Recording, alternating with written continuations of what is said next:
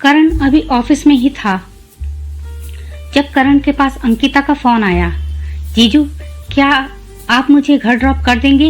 मैं आपके ऑफिस के पास ही किसी काम से आई थी, तो सोचा आप ही के साथ घर वापस चली जाऊंगी। मैं गेट के पास आपके बाहर आने का इंतजार कर रही हूँ। करण ने घड़ी की तरफ देखा। ऑफिस का समय समाप्त होने में करीब 15 मिनट थे जब करण के पास अंकिता का फोन आया था। मुझे घर तक लिफ्ट दे देना जीजू। अपनी पत्नी साक्षी की सबसे पक्की सहेली का ऐसा संदेश पाकर करण ने अपना काम जल्दी से समेटना शुरू कर दिया।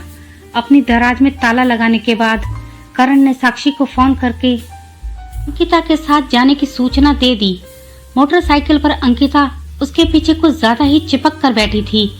इस बात का एहसास करण को सारे रास्ते बना रहा। करण ने उसे पहुंचाकर घर जाने की बात कही तो अंकिता चाय पिलाने का आग्रह कर उसे जबरदस्ती अपने घर ले आई। उसे ताला खोलते देख करण ने सवाल किया, तुम्हारे भैया भाभी और मम्मी पापा कहाँ गए हुए हैं? भैया भाभी मूवी देखने गए हैं, डिनर करके ही लौटेंगे। मम्मी मामा के घर गई हैं, बीमार मामी का हाल चाल पूछने पापा के साथ। अंकिता ने मुस्कुराते हुए जानकारी दी। तब तुम आराम करो, मैं साक्षी के साथ बाद में चाय पीने आता हूँ। करण ने फिर अंदर जाने से बचने का प्रयास किया। मेरे साथ अकेले में कुछ समय बिताने से डर रहे हो जीजू? अंकिता ने उसे शरारती अंदाज में छेड़ा। अरे मैं क्यों डरूं? तुम डरो, लड़की तो तुम हो ना। करण ने हंसकर जवाब दिया। मुझे लेकर तुम्हारी नीयत खराब है क्या? ना बाबा ना, मेरी है। क्या है? करण उलझन में पड़ गया।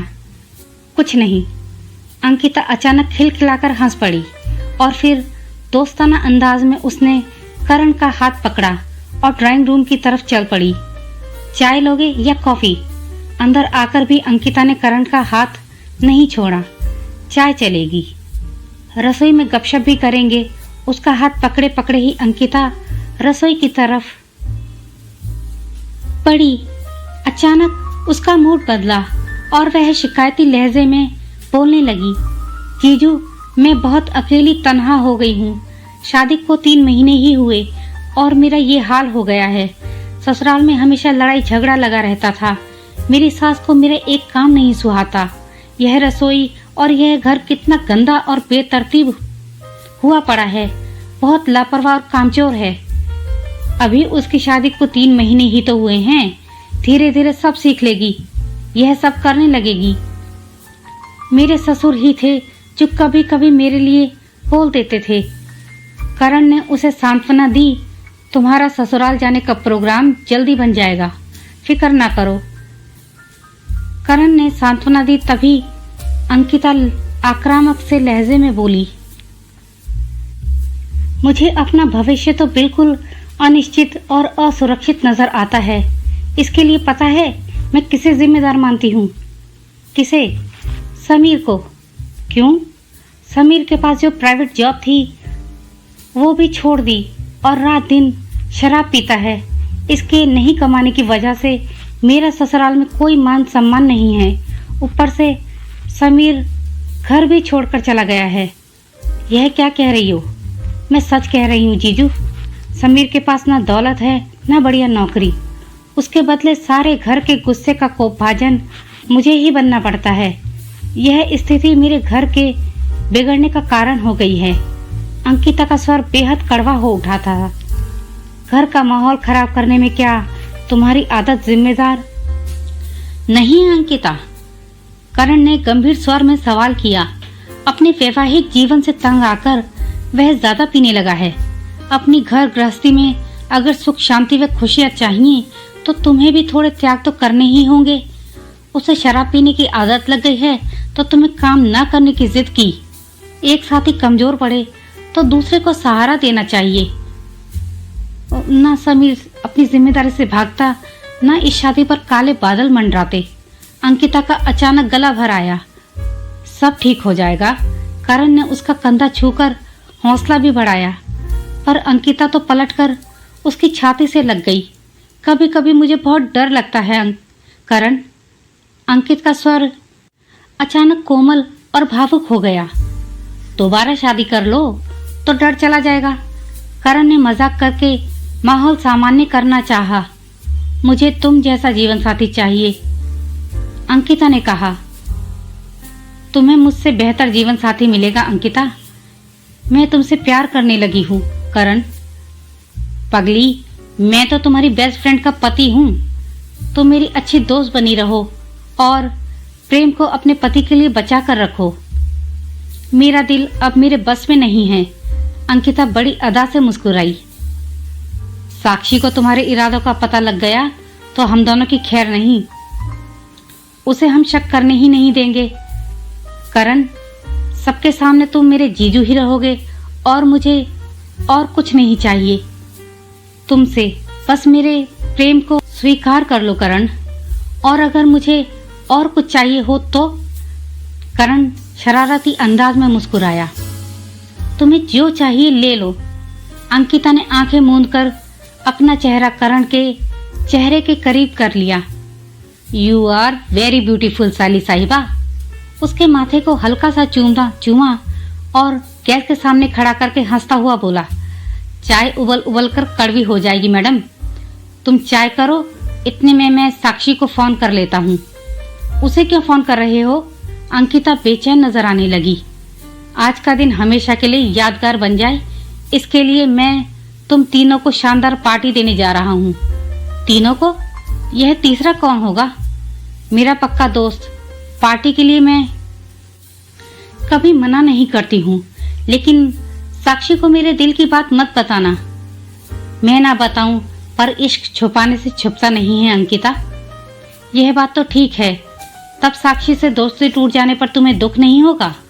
ऐसा कुछ नहीं होगा, क्योंकि मेरा इरादा तुम्हें उससे छीनने का कतई नहीं है। दो लड़कियां क्या एक ही पुरुष से प्यार करते हुए अच्छी सहेलियां नहीं बनी रह सकती?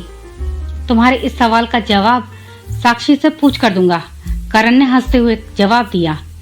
अगले दिन सभी एक बढ़िया से रेस्टोरेंट में मिले। अंकिता बोली, जीजू आपका दोस्त कहाँ है? वहाँ सामने की टेबल पर। करण के इशारे की तरफ देखा तो आंखों पर विश्वास नहीं हो रहा था। सामने समीर बैठा हुआ था। समीर काफी गंभीर नजर आ रहा था। अंकिता को देखते ही समीर फौरन उठा और अंकिता का हाथ पकड़कर उसे कस कर गले से लगा लिया और बहुत खुश होकर बताया, उसका चयन सेंट्रल गवर्नमेंट में ऊंची पोस्ट पर हो गया है। मैंने घर भी ले लिया है। जल्द ही तुम्हें लेने आऊंगा। अब कोई तुम्हें मेरे कारण प्रताड़ित नहीं कर सकेगा। अंकिता ने हैरानी से पूछा, ये कब और कैसे हुआ?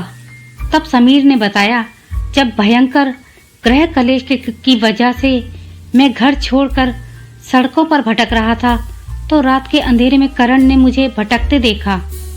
उन्होंने मुझे बहुत समझाया कि मैं घर वापस चला जाऊं। अंकिता बहुत परेशानी में है मेरे बिना, लेकिन मैं बिना कुछ करे घर वापस नहीं लौट सकता था। लौटने से स्थिति और बिगड़ जाती। एक छोटी सी नौकरी थी, वो भी छूट चुकी थी। जेब में पैसा नहीं था। तब करण और साक्षी ने न सिर्फ पैसों से मदद की, बल्कि मेरे रहने खाने की व्यवस्था भी की। तुम्हें भी संभाला, जिससे मैं आश्वस्त होकर अपनी प्रतियोगी परीक्षाओं में जुट गया और जिसका परिणाम आज तुम्हारे सामने है। पर तुम सबने ये सब मुझे पहले क्यों नहीं बताया? क्योंकि मैंने इन दोनों को ये सब बताने से मना किया था। मैं जानता था तुम धैर्य खो रही हो और अगर मैं असफल हो गया तो तुम सह नहीं पाओगी। इसी डर से हम सब चुप रहे। इतना सब सुनकर अंकिता के चेहरे का रंग उड़ गया। वह साक्षी के पास जाकर बोली, अपना दुख और तुम्हारा सुख देखकर मैं कब तुमसे जलने लगी। तुम दोनों का प्रेम कब मेरे सीने में छुरियां चुभाने लगा, मुझे पता ही ना चला। साक्षी ने अंकिता का हाथ दबाते हुए कहा, हम तुम्हारी दोस्ती को खोना नहीं चाहते हैं। तुम बचपन की सहेली हो, मेरी बहनों की तरह बचपन बीता है हमारा। तुम्हारा दोष नहीं है। परिस्थिति तुम्हारे साथ शायद इतनी खराब हो गई थी कि तुम्हें भले बुरे का भी ज्ञान ना रहा। करण ने उसके सर पर हाथ फेरा और कहा, तुम तो मेरी बहन जैसी हो। मेरी बहन नहीं है, मैंने तुम्हें हमेशा अपनी बहन की तरह देखा है। तुम्हें दुख में हम कैसे छोड़ देते? आखिर हम चारों की दोस्ती भी तो अटूट है। अंकिता ने अपना सिर झुका लिया और शर्मिंदगी से बोली, मैं अपने कसूर को समझ रही हूँ। मैं तुम सबकी अच्छी दोस्त कहलाने लायक नहीं हूँ। तुम मेरी सबसे प्यारी सहेली हो यार, साक्षी बोली। मैं तो तुम्हारे ही हक पर डाका डाल रही थी साक्षी। अंकिता की आवाज भर्रा उठी। मेरे मन में गुस्सा था, गहरी शिकायत, कड़वाहट थी। तभी तो मैंने आज तुम्हारे करण को अपने प्रेम जाल में फंसाने की कोशिश की है। मैं तुम्हें जलाना और तड़पाना चाहती थी कि मैं सुखी नहीं तो कोई सुखी नहीं रह सकता। मुझे माफ कर दो साक्षी। मेरी गिरी हुई हरकत के लिए मुझे क्षमा कर दो प्लीज। साक्षी ने उसे समझाया, पगली, माफी मांगने की कोई जरूरत नहीं, क्योंकि हम तुम्हें किसी भी तरह का दोषी नहीं मानते हैं। साक्षी ठीक कह रही है साली साहिबा, करण ने कहा। तुम्हारे गुस्से को हम सब समझ रहे थे। मुझे अपनी तरफ आकर्षित करने के तुम्हारे प्रयास हमारी नजर से छिपे नहीं थे। इस विषय पर हम तीनों अक्सर चर्चा करते थे। आज मजबूरन तुम्हें सब बताना पड़ा। मुझे विश्वास है कि तुम्हारा गुस्सा अब शांत हो गया होगा और मेरे पतिदेव पर अपने रंग रूप का जादू चलाना बंद कर दोगी। साक्षी ने मजाकिया लहजे में अंकिता को चिढ़ाया तो वह मुस्कुरा उठी। आई एम सॉरी साक्षी, जो अब तक नासमझी में घटा है उसके लिए सॉरी मत कहो। साक्षी ने उसके मुंह पर हाथ रख दिया। तुम्हें प्रेमिका बनाकर मैं खुश रहता, करण ने भी छेड़ते हुए कहा। शक्ल देखी है अपनी। मेरी सहेली पर डोरे डालना बंद करो, नहीं तो पत्नी से भी हाथ धो बैठोगे। और सभी जोर का ठहाका लगाकर हंस पड़े। समीर मुस्कुराते हुए बोला, तो फिर दोस्ती के नाम पर पार्टी मेरी तरफ से। हमारे बीच दोस्ती और विश्वास का रिश्ता सदा बना रहे। ऐसे दोस्त नसीब से मिलते हैं जो परिस्थिति का फायदा नहीं उठाते, बल्कि गिरते हुए दोस्तों का हाथ पकड़कर संभालते हैं, साथ चलते हैं। अंकिता कृतज्ञता के भाव से करण और शिखा को देख रही थी।